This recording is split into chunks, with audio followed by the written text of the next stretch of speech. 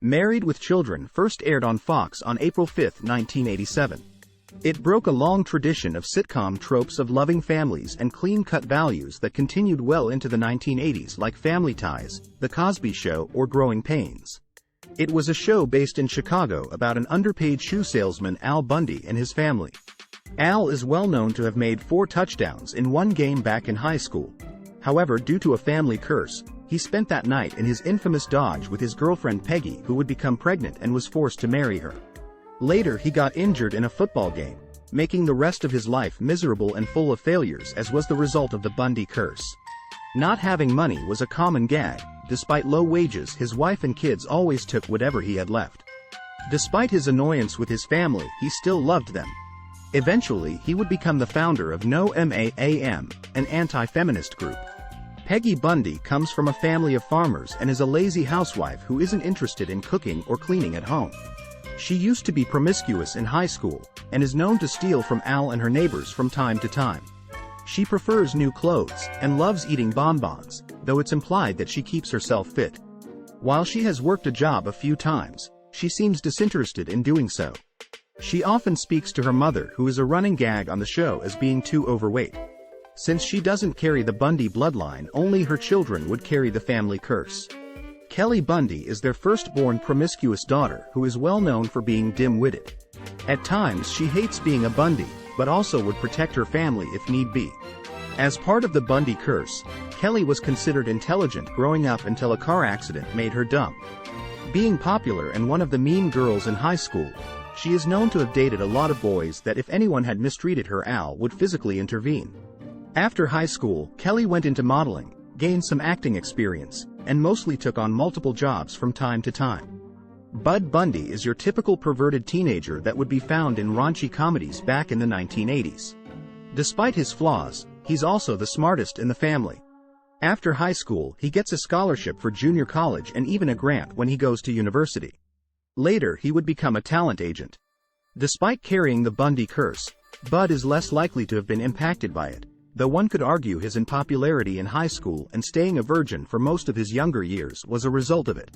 In the earlier seasons, we were introduced to the Bundys' neighbors, Steve and Marcy. They were initially goody two-shoes but would be corrupted by the Bundys. Marcy would befriend Peggy, but is Al's nemesis. Eventually, when Steve leaves, Jefferson is introduced as a trophy husband for Marcy, despite having a criminal past. Seven was later introduced as an adopted child of the Bundys, but his character was short-lived. The show caused a lot of controversy, especially in its early years, with activists complaining about its misogyny and raunchiness, to advertisers pulling their support.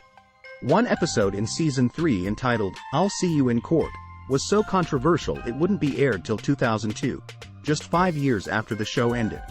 In 1991, a spin-off known as Top of the Heap was aired that starred Matt LeBlanc and Joseph Bologna, which saw cameos from some of the cast, but it would be cancelled after just 7 episodes. Oddly enough, the spin-off got its own spin-off known as Vinny and Bobby that lasted 7 episodes. Other failed plans for a spin-off would have been about Steve's character, a parody of Friends, and lastly a show about No Ma'am without Al. The show would go on to last 11 seasons, and at the time it became one of the longest-running TV sitcoms in history. The final season was an utter mess as it went through several time slots during the year, and because of higher production costs the show was in trouble.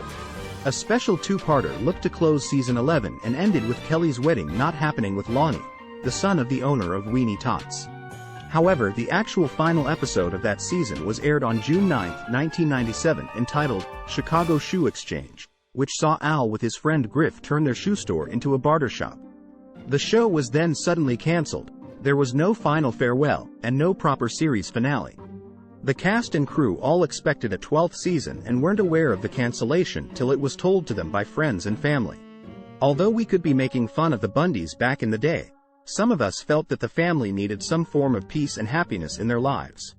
Ed O'Neill, who played Al, once pitched an idea to end the show with the Bundys winning the lottery, but their house would be demolished at the end. That was it for the show. It was like Fox spit on the fans and didn't care, despite it being their fault for moving the show around that resulted in lower ratings.